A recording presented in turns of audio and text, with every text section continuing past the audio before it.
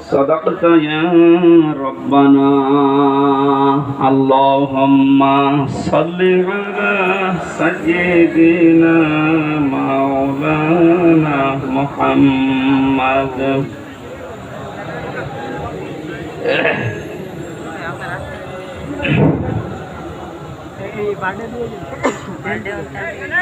খোলাফায়ে রাশেদার সোনালী দিন কেন যে ফিরে আর আসে না, সকলে পেয়ে তার অধিকার কেন যে মন খোলে হাসে না। ধুলির আসনে বসে ওমরে রাজ্য শাসন করেছে, খলিফা ওমরের শাসনে কোন জীব না খেয়ে মরেছে। সেই ওমরের মতো কেউ ধরাতে কেন যে ফিরে আর আসে না। খোলাফায়ে রাশেদার সোনালী দিন কেন যে ফিরে আর আসে না, সকলে পেয়ে তার অধিকার কেন যে মন খোলে হাসে না। আল্লাহুম্মা সাল্লি আলা সাইয়্যিদিনা মাওলানা মুহাম্মাদ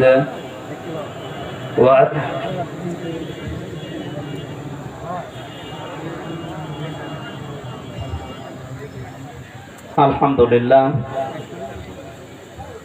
বাংলাদেশের ঐতিহ্যবাহী জেলা বাগেরহাট সদর থানার অন্তর্গত ভট্ট কনকপুর সিদ্দিকিয়া আমিনিয়া মদিনাতুল উলুম মাদ্রাসার উদ্যোগে শহীদ আল্লামা দেলাওয়ার হোসাইন সাইদি রহমতুল্লাহ আলাইহি ও বৈষম্য বিরোধী ছাত্র আন্দোলনের শহীদদের স্মরণে চুলকাটি বাগেরহাটের উদ্যোগে মহাবিশ্বের মহাবিশ্বয় আমাদের মালিক আমাদের মনিব মহান রব্বুল ইজ্জাত ওয়াল জালালের মুখের পবিত্র বাণী কোরআন কারীম, পবিত্র কোরআনের এই পবিত্র অনুষ্ঠানের সম্মানিত সভাপতি অত্র মাদ্রাসার শ্রদ্ধাভাজন মহতামিম বড় ভাই হাফেজ মাওলানা আলী আহমেদ দামাত বারকাতুহুল আলিয়া, মঞ্চে বসে আপনারা দেখতে পাচ্ছেন। এমনিতে আজকে একটু সময় কম হয়ে গেছে,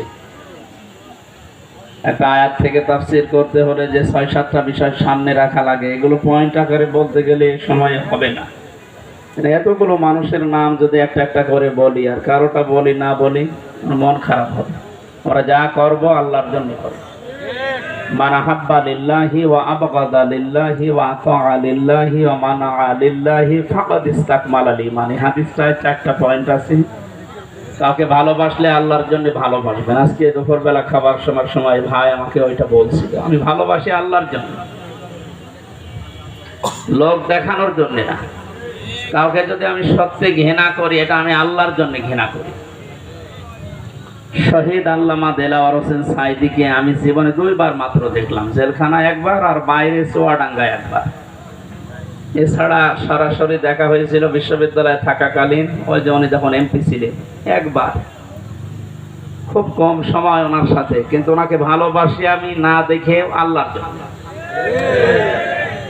ইন্নাল্লাযীনা আমানু ওয়া আমিলুস সালিহাত সায়াজআলু লাহুমুর রহমানু ওয়ুদ্দা। আল্লাহ বলেন অবশ্যই যারা ঈমান আনে আর ঈমানের দাবি অনুযায়ী যারা আমল করে, সৃষ্টি জগতের ভেতরে তার প্রতি একটা মহব্বত আমি আল্লাহ তৈরি করে দিই। তাকে আর সারা পৃথিবীতে, আমি কালকে মালয়েশিয়া থেকে নেমেছি, রাত 2টায় নেমেছি, নেমে বাড়ি থেকে এখানে সারা রাত সারা দিনে গাড়ির উপরে এসে আমি মনে করলাম একটু কথাবার্তা বলবো, কিন্তু শরীর তো সাপোর্ট করছে না, ঘুম এসে গেছে।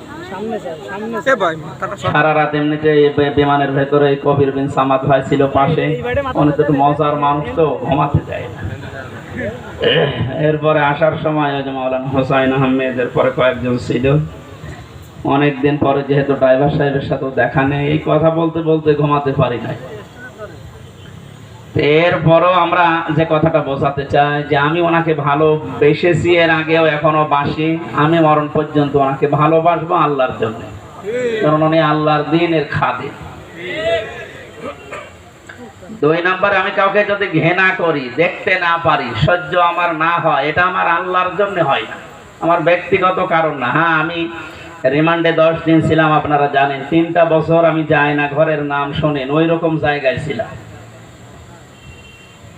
আমি আল্লাহর জন্য ওনাদেরকে ঘৃণা করছি এবং আপনাদেরকে ঘৃণা করার জন্য বলছি এই কারণে, কারণ এগুলো মানুষ না, এই মানুষ নামে এগুলো জানোয়ার। শুধু নাম শুনি মনে করে যে আয়না ঘর মানে চারিদিকে আয়না দেওয়া। এটা কত বড় ভয়ঙ্কর! মানবতার সাথে আমরা মানবতা বিরোধী অপরাধের বিচার করলাম। এই ঘরের সাথে যারা জড়িত A to Z প্রত্যেকটা মানবতা বিরোধী অপরাধে শামিল।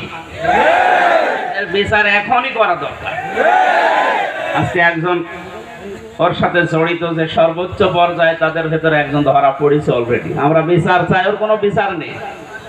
8, 10 বছর, 12 বছর, 14 বছর একটা মাটির নিচের ঘরে, এদিকে 1.5 হাত, এদিকে 1.5 হাত। আপনি কি মনে করেন জিন্দা কবর ওইটা? এই কঠিন অবস্থায় যারা মানুষকে ফেলে রেখেছিল, আপনি যদি মেরে ফেলতেন, খবর দিয়ে দিতেন যে অমুক মারা গেছে, তারপরও তার স্ত্রীটা বিয়ে করতে পারত, তার ছেলে মেয়ে জানতো যে না মারা গেছে। আপনি ব্যারিস্টার আমান আজমি, কি বলে, ব্রিগেডিয়ার জেনারেল ব্যারিস্টার আরমান, ওনার স্ত্রীর কাছে আপনি কি জবাব দেবেন বলেন তো? 8-10 বছর তার স্বামী থাকার পরও না থাকার স্বামী, সে জানেই না যে বেঁচে আছে কিনা।